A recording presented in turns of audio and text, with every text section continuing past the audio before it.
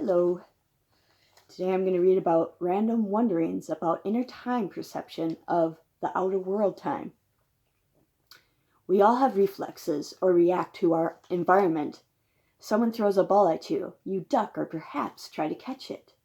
Put your hand on a hot stove, you quickly take it off.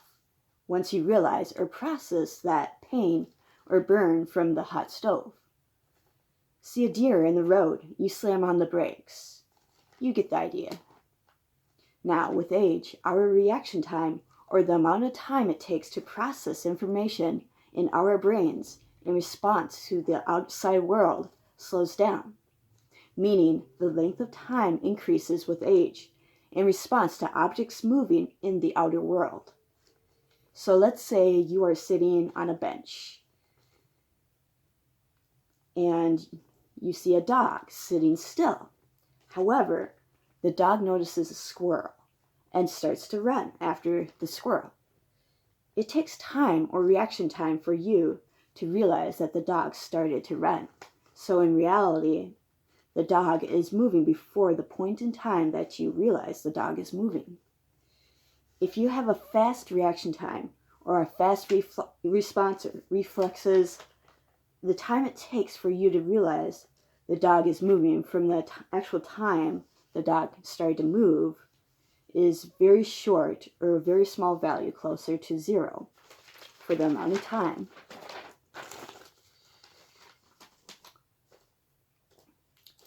The point in time that the dog started moving, once you age, or once it starts to take longer to process the information of the outside world, the reaction time is slower, meaning a longer or increased length of time between the time of actual movement and the time of perceived movement. So, if it takes one person 0.5 seconds to perceive the dog start running, the dog will have moved from the starting point to however much distance the dog can run in 0.5 seconds. As seen right there. I don't know how well you can see it, but la-di-da. Shows like the starting points and stuff. So let's say a second person B, takes 1 second to realize the dog is moving. The dog will have had more time to run a greater distance. So the person with a faster reaction time perceives the dog running a shorter distance than the person who took 1 second to perceive the dog running. Therefore, the longer the reaction time, the increased length of time to react to the outside world or movement of the dog, the greater or longer amount of distance or space the dog has ran. So increased reaction time is an increased distance in space or the length of pace. A decreased reaction time equals a decreased amount of space or the distance that the dog ran.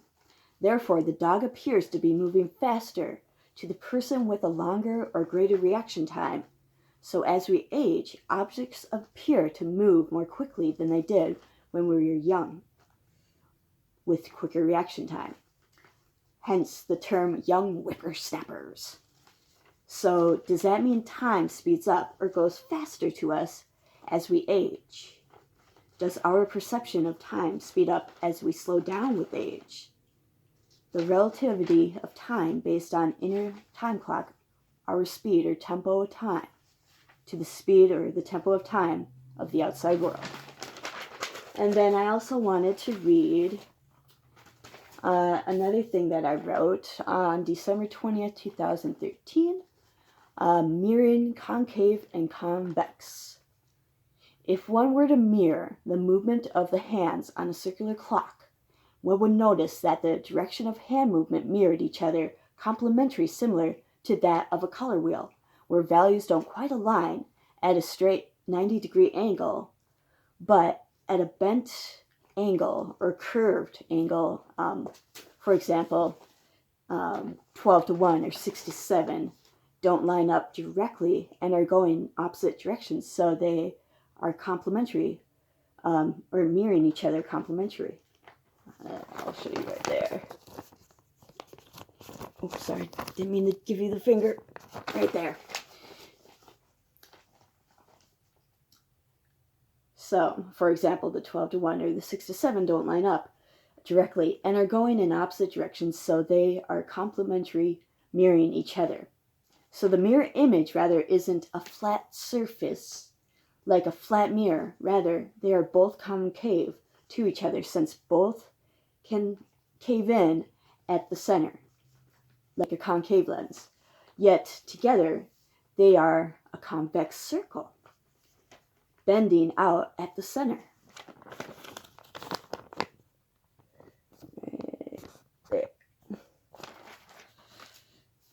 I think, anyways, what if we look at the color wheel and its angle or arch? Red to red is concave to convex. Black to black is convex to concave. Red to black is concave to concave or convex to convex. Notice how they form a figure 8 on infinity, but one could also see infinity as an 8 with an ellipse in the middle, caused by the overlapping of the circles that form a convex lens in the middle. So shown here, this is the figure 8 on top, and then this is like the figure 8 with the convex lens in the middle. The top figure 8, however, forms a concave lens in the middle X. That is shown right there.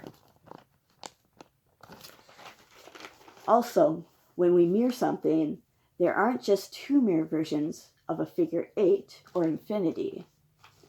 There's the horizontal mirror, the vertical mirror, diagonal mirror, etc., as shown here for the mirroring of figure 8. Which is also done for like the moon cycles, by the way, which not only is mirrored in space or the shape, but also in the color, like the opposite lighting of space and the color for the moon, which, yeah, that's another thing. Anyways, here is also the color wheel, as shown here, which I'm sure I have even more of it somewhere, since this is all scattered information that I did shortly after my Reiki attunement. So there's a ton of it. That's what that looked like. And I wanted to read a few more other things for Funzilla.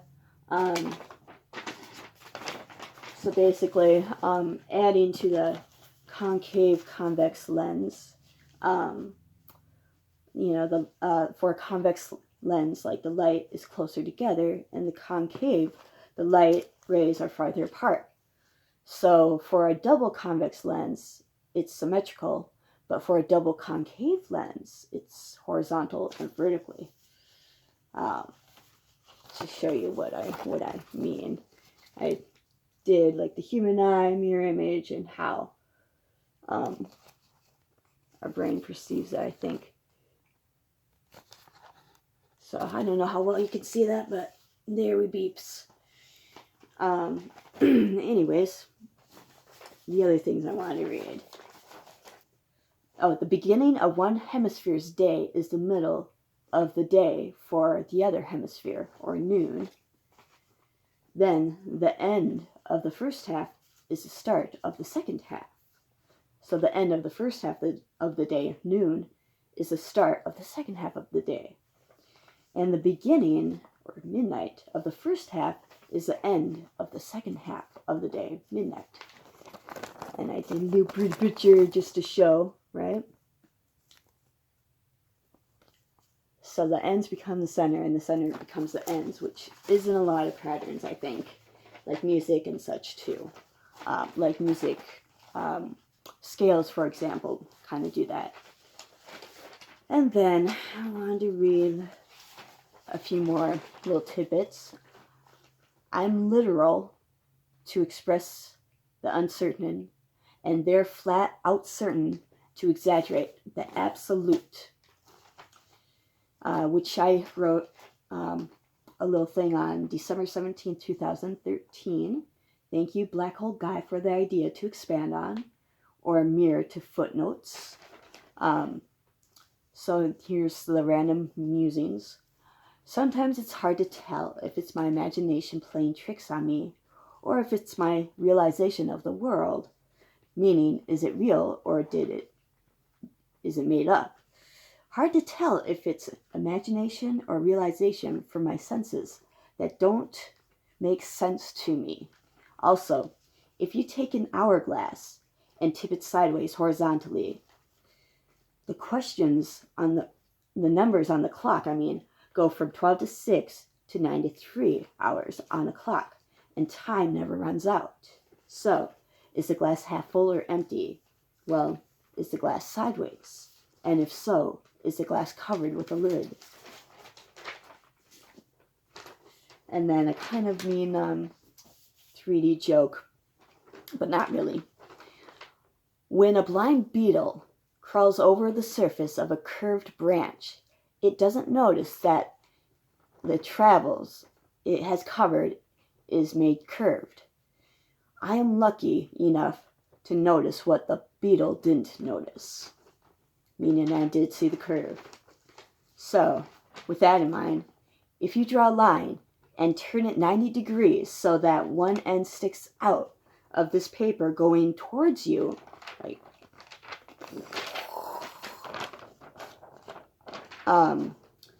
going towards you, and the other end sticks out of this paper away from you, so going that way. Looking through the line, you can only see a pinhole to the other side. So basically, linear thinkers are pinheads. Yeah, I know that's not nice. But the curved thinkers, on the other hand, can see things from multiple angles.